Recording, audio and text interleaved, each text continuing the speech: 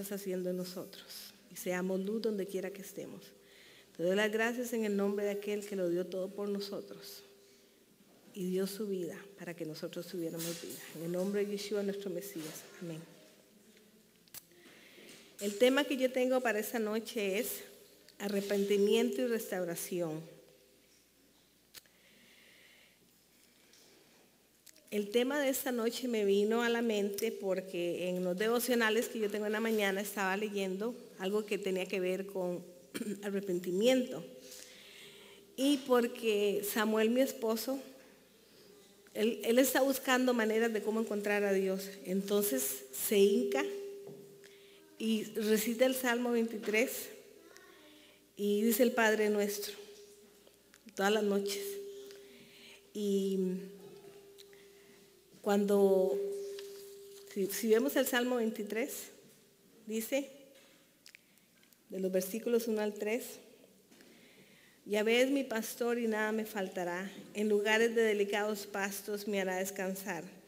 Junto a aguas de reposo me pastoreará. Confortará mi alma. Me guiará por sendas de justicia por amor de su nombre. Yo estoy con las cobijas hasta aquí porque hace mucho frío y él está al pie de la cama hincado orando. Y yo le dije, Samuel, si usted supiera el significado de lo que usted está diciendo, su vida no sería igual. Y especialmente esa parte que dice, confortará mi alma. Después me fui a Mateo a leer y hay una parte que va ligada al Salmo 23, que dice, perdónanos nuestras deudas como también nosotros perdonamos a nuestros deudores.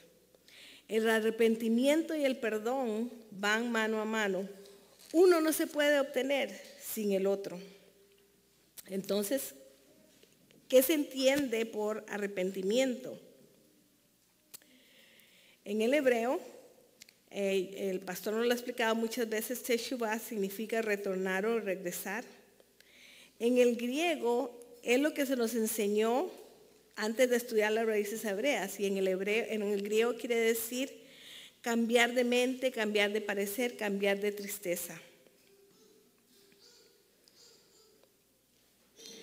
Pero para poder entender lo que verdaderamente significa una palabra en la Biblia, hay que ir al principio. La Biblia dice que Él ha declarado el final desde el principio.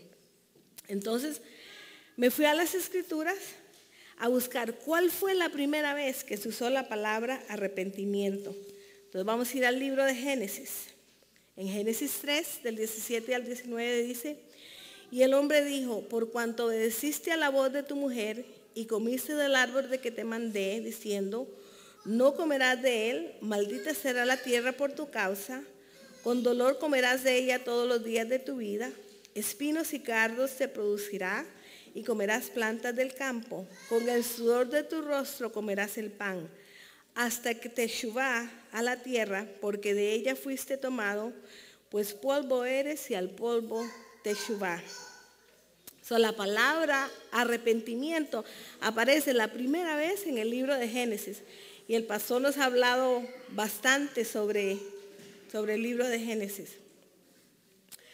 Hay una nueva definición a una concordancia griega que dice, es un cambio del corazón y la mente, alejándonos de nosotros mismos y el pecado, hacia Dios y la santidad. Y ese concepto se acerca más al concepto bíblico de arrepentimiento. Pero ¿qué significa volverse a Dios? En el concepto bíblico, cuando yo le pido perdón a Dios o cuando usted le pide perdón a alguien, es volverse a su palabra. Cuando Adán y Eva comieron del fruto del bien y del mal, dejaron comer del árbol de la vida. El Proverbios 3:18 dice que la sabiduría es el árbol de la vida, la palabra de Dios. En este pasaje, arrepentirse es volver al estado original. Esa es la palabra teshuvah. Entonces, ¿qué es arrepentimiento? ¿Es dejar de hacer lo malo que uno hacía? ¿Recuerdan cuando Juan el Bautista y después Yeshua vinieron y hablaron con los líderes y le dijeron, arrepentíos porque el reino de Dios está cerca? Ellos usaron esas mismas palabras con los religiosos de su tiempo. Les llamaron a volverse. ¿A volverse a qué? Los saduceos y los fariseos se habían desviado de la Torá, de la verdadera enseñanza de la palabra de Dios. Así es que arrepentirse es dejar de hacer lo malo, es volverse a Dios al principio, a lo que Él estableció en su palabra que era lo correcto. Y por ende nos dejó un manual para vivir vidas sanas y prósperas. Cuando yo me fui al Salmo que dice, Él conforta mi alma, me guiará por sendas de justicia por amor de su nombre, dice que el pastor no puede llevarnos por caminos de justicia si primero no nos arrepentimos, porque la palabra confortar es teshuvah. En otras palabras, tenemos que volvernos a Él para poder restaurarnos. Ahora, lo próximo que sigue, yo estaba pensando en hermana Rosa. Hermana Rosa, no se me desequilibre un momentito por lo que voy a decir. Para poder entender la palabra arrepentimiento, lo podemos entender si entendemos la ley de entropía. Y uno dice, ¿cómo se come eso? ¿Ok? Hipótesis con i latina ahí. ¿Ok? Volverse a Dios o al verdadero significado de arrepentimiento se puede entender mejor comprendiendo la ley de entropía. En la ciencia moderna hay 3 términos que se usan para describir un descubrimiento: hipótesis, la teoría y la ley. Cuando los chiquitos en la clase de ciencia se les pide que investiguen, me acuerdo cuando Isaac hizo, con mucha ayuda de la mamá, con unos huevos y que con sal y agua, no sé qué, primero tenía que establecer una hipótesis, escribir la teoría y después la práctica, ¿verdad? Eso existe en la ciencia. La hipótesis y la teoría se usan para describir propuestas en general. Es a guess, uno trata de adivinar lo que va a pasar. Pero nada puede llamarse ley a menos que nunca falle. Una ley, cuando se establece una ley, nunca falla. Si yo cojo esta tapita y la suelto, ¿qué va a pasar? Bueno, lo voy a hacer. Y si yo la hago 10,000 veces, ¿qué va a pasar? Y si la hago 1,000,000 de veces, ¿qué la va a hacer? ¿Por qué? Porque existe la ley de la gravedad. La ley de la gravedad está establecida. Entonces, dice que todo lo que sube tiene que bajar. Ok. Si la ley falla una vez, se vuelve teoría. Y si la ley que establecimos falla muchas veces, entonces es nada más que una hipótesis. Y la teoría de la evolución ha quebrantado las leyes que ellos mismos han establecido una y otra vez. Bueno, ¿qué es esta ley de entropía? Esta ley de entropía, que también se llama ley termodinámica, establece que todas las cosas tienden a podrirse y corromperse, que toda materia está hecha de energía y que, de acuerdo a Einstein, toda energía se está desacelerando, winding down. La última forma de energía en la materia es energía de calor. Cuando la materia se corrompe, viene a ser energía de calor. O sea, usted puede ver un tronco de árbol y usted lo deja ahí, se pudre. ¿Qué pasa con ese árbol?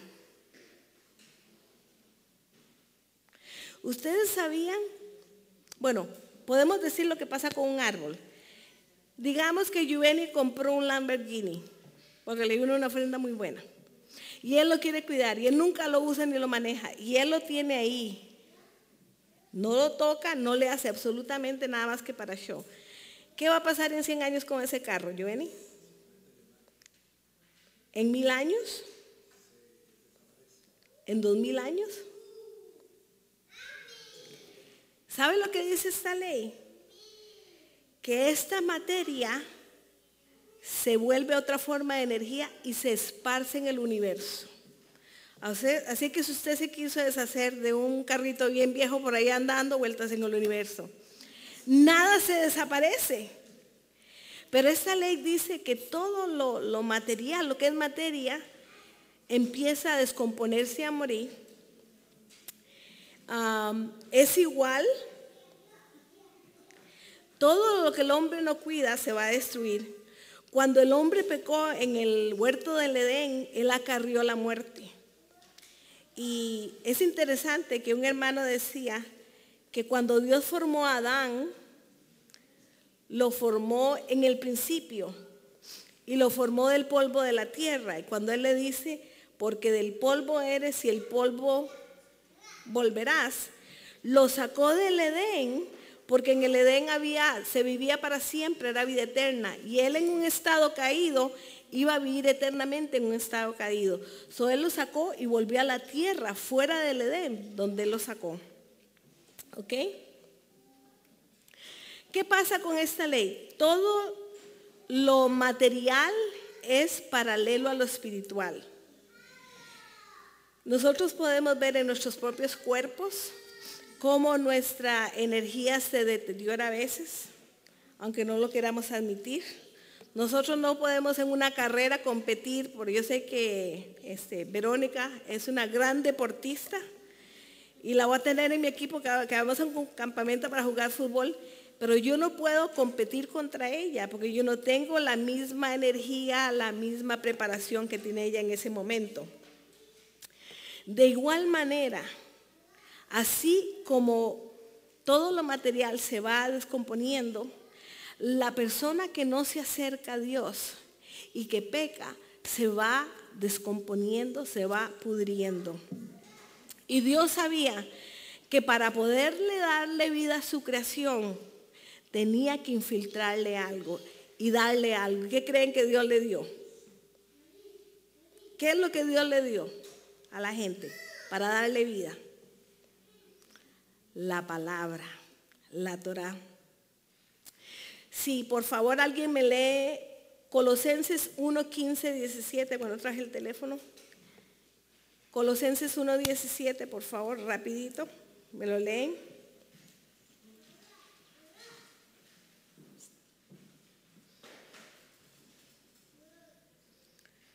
Cuando el hombre pecó, acarreó la muerte y destrucción, ¿ok?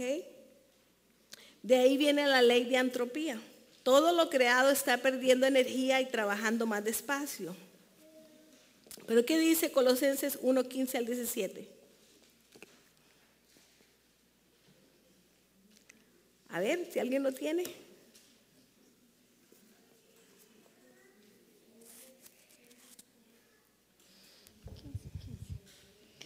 Él es la imagen del Dios invisible, el primogénito de toda creación. Y 16 también. Hasta el 17. Porque por medio de Él fueron creadas todas las cosas en el cielo y en la tierra, visibles e invisibles, sean tronos, poderes, principados o autoridades. Todo lo ha sido creado por medio de Él y para Él. Él es el anterior de todas las cosas que por medio de Él forman en todo coherente.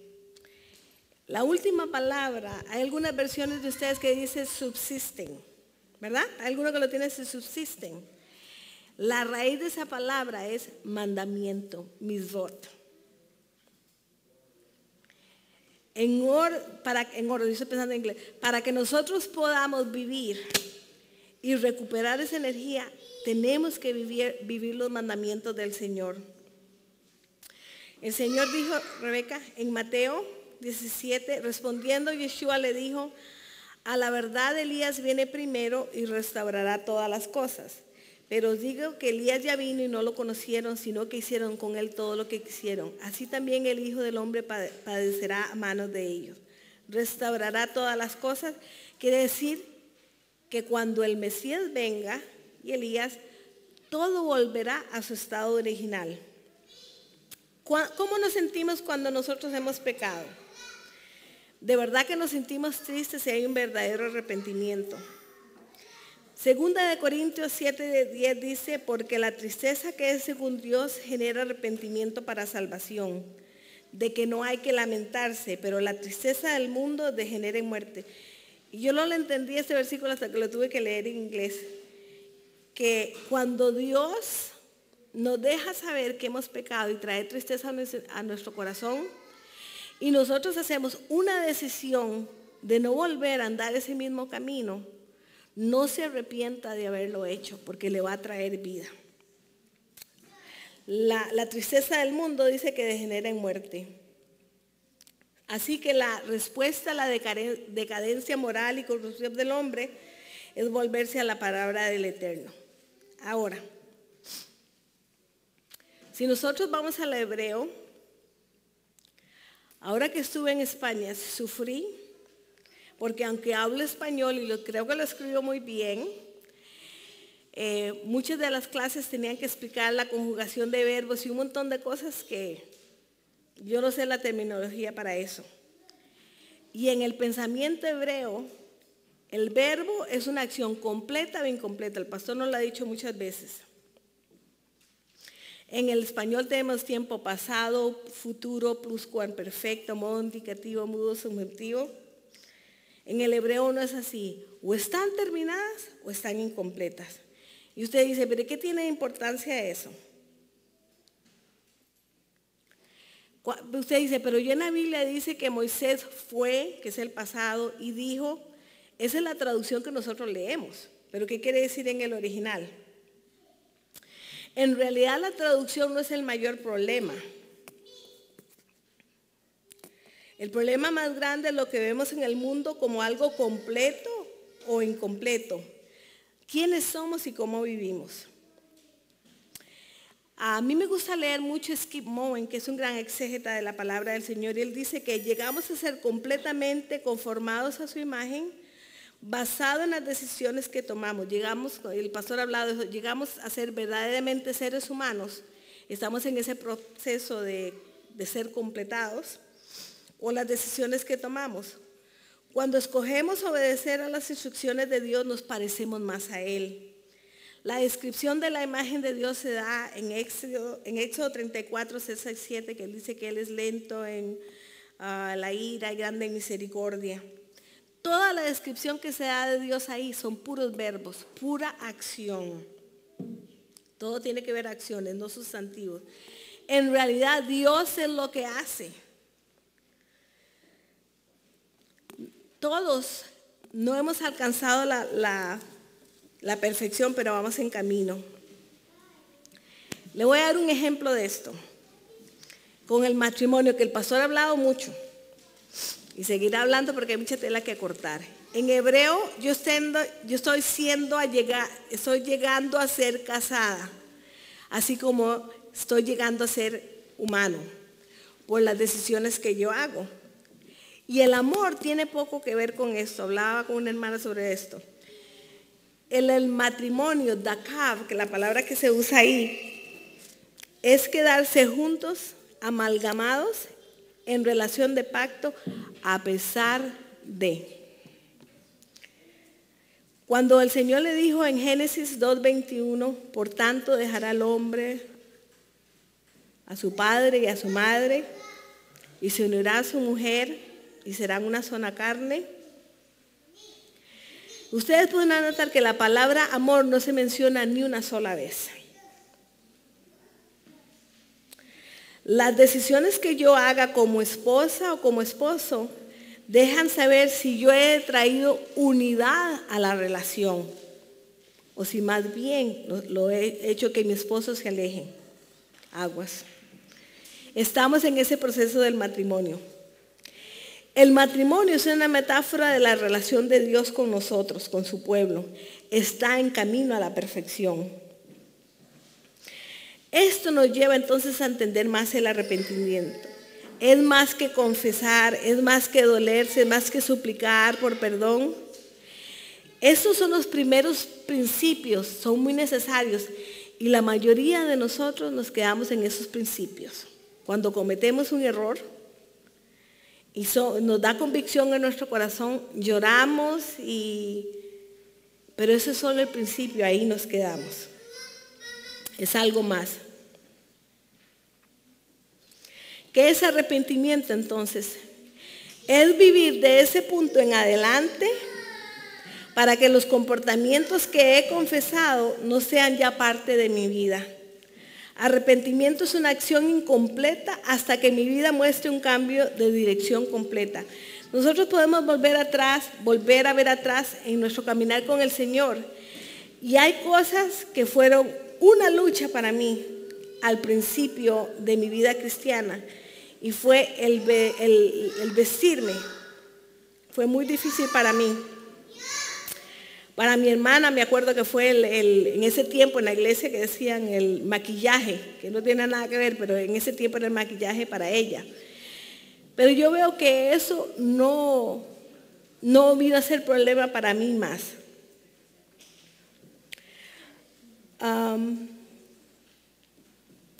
El arrepentimiento solamente se da y es completo cuando ya no haga las cosas que antes hacía. Y esto es lo que la palabra de Dios dice, que nosotros damos frutos dignos de arrepentimiento. Y en las parejas, esto tiene que darse especialmente cuando ha habido infidelidad o cuando ha habido maltrato físico, emocional. La persona tiene que dar frutos de arrepentimiento. Entonces la otra persona puede perdonar. Porque mientras no dé frutos de arrepentimiento, ese mismo problema se va a dar, porque tiene que dar frutos de arrepentimiento. Cuando nosotros vivimos la palabra, nuestro corazón será condicionado por nuestras decisiones. Entonces, Rebeca, son nuestras acciones las que revelan la verdadera naturaleza de nuestro corazón. En hebreo, no es posible tener fe en el corazón y no en nuestras manos y nuestros pies. Las cosas que hacemos no son mentales. El arrepentimiento y el perdón no es algo mental, es algo que se hace físicamente. Volviendo al Salmo 23 y a la oración del Padre Nuestro, la restauración que habla, dice, confortará mi alma, tiene que ver con el arrepentimiento. Y para que Dios perdone mis ofensas, yo tengo que perdonar a los demás. Es más que dejar de hacer ciertas cosas, aunque estas son un principio. Si la persona no se vuelve a Dios, volver al principio, volver a Dios que lo engendró, a su palabra, no sabrá qué hacer cuando sea confrontado con el pecado y su vida no puede ser restaurada. En otras palabras, hemos aprendido que este es un caminar difícil pero muy saludable. Que cuando yo camino con el Señor y Él me enseña una cosa en la palabra, yo tengo que obedecer esa palabra. Cuando yo quebranto ese mandamiento, yo me alejo del Señor. Cada vez que yo participo o hago cosas que van en contra de la palabra de Dios, es una ruptura entre el Señor y yo. Y si ustedes ven en los libros de los profetas, cómo el Señor llamaba muchas veces: volveos a mí, dice el Señor, y yo me volveré a vosotros. Arrepentidos, volver a mí. El Señor nos ama incondicionalmente. Él es un amor, pero de verdad. Pero las decisiones que yo hago, como yo trato a mi prójimo, como yo trato a mi pareja, en todos los ámbitos en que yo me mueva, dejan saber si yo llevo una vida conforme a la palabra del Señor. Yo me pongo mucho a pensar en las canciones que cantan los que dirigen la alabanza. Y hay palabras tan bonitas, especialmente cuando cantamos esas canciones que ministran mi alma, que me ministran a mí y que me dicen cosas bonitas de que Dios me ama y que Dios me quiere acercar. Pero hay una gran responsabilidad de nosotros delante del Señor, y es de apegarnos a la palabra y vivirla. Si usted y yo no estamos dispuestos a vivir esa palabra, no pertenecemos a Él. Vamos a ser como los israelitas, 40 años en el desierto dando vueltas y vueltas y vueltas y vueltas y vueltas, y no vamos a llegar a ningún lado. Mi consejo para ustedes, moraleja, dijo el pastor: cuando usted quiera restaurarse, cuando haya algo en su corazón, revise su corazón y el Señor le va a indicar en su vida cuál es la falla que ha tenido. Y si es más que llorar y decir, es hacer un esfuerzo por caminar en la palabra. Yo podría darle muchos ejemplos. Hay una palabra, digamos, algo que no se refiere a ninguno de esos aquí, pero tiene un problema con coger cosas que no le pertenecen.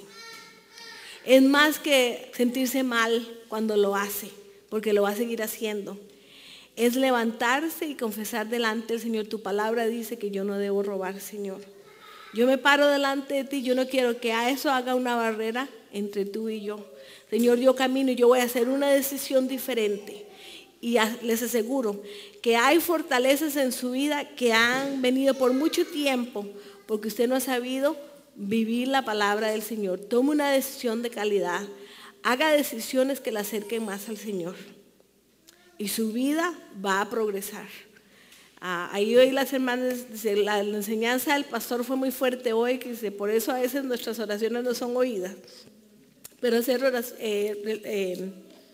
decisiones de calidad. ¿Cuántos han visto el programa The Nanny? ¿Cómo es? La señora que va con los chiquillos, tiene problemas con los chiquillos. A Super Nanny. ¿Cuál es el método de ella? Quebrantar la voluntad. Entonces, ellos dicen, bueno, si usted ve todos los shows, es decir, say you're sorry. El chiquillo patea, escupe y todo y dice, bueno, say you're sorry. Ahí está que lo van quebrantando. Pero yo entiendo que es más decir you're sorry. Mejor no diga you're sorry y que sus acciones demuestren lo que Dios verdaderamente está haciendo en usted. Que Dios les bendiga. Amén.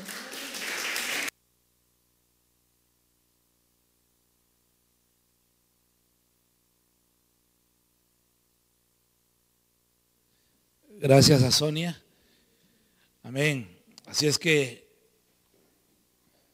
ya lo sabe. Ayer alguien me hizo una pregunta después del Shabbat, después de que tuvimos la oración en el Shabbat. Ya todos se habían ido, me llamaron. O casi todos se habían ido y me llamaron. Y básicamente la pregunta en un sentido tiene que ver con la predicación de hoy de Sonia. Porque la pregunta que me hicieron era de que, ¿qué pasa cuando usted cumple la palabra del Señor y yo no la cumplo y resulta que los dos llegamos al cielo? O sea, ¿cuál era el chiste de que usted se tuvo que esforzar y tal vez yo no me esforcé tanto y los dos llegamos a la misma parte? Lo importante es lo que yo hago. El problema no es lo que usted hace. Su problema no es mi ejemplo, aunque tengo que dar ejemplo, pero su problema no es mi ejemplo. Su problema es las decisiones que usted toma. Porque si algún día Dios no lo permita, le diera mal ejemplo y usted toma una mala decisión, yo voy a ser castigado por mi mal ejemplo, pero usted va a tener que llevar las consecuencias de la mala decisión que usted hizo. Gracias, Sonia. Coge el consejo, hermano. Ya si usted no vive conforme a la palabra, no sé qué podremos decirle más, pero yo creo que hoy el Señor ha hablado claramente. Amén. Ahí, como ustedes saben, la semana entrante es Thanksgiving y queremos hacer la cena. Yo le voy a pedir a mi esposa que ella pase por acá y ya tiene un anuncio.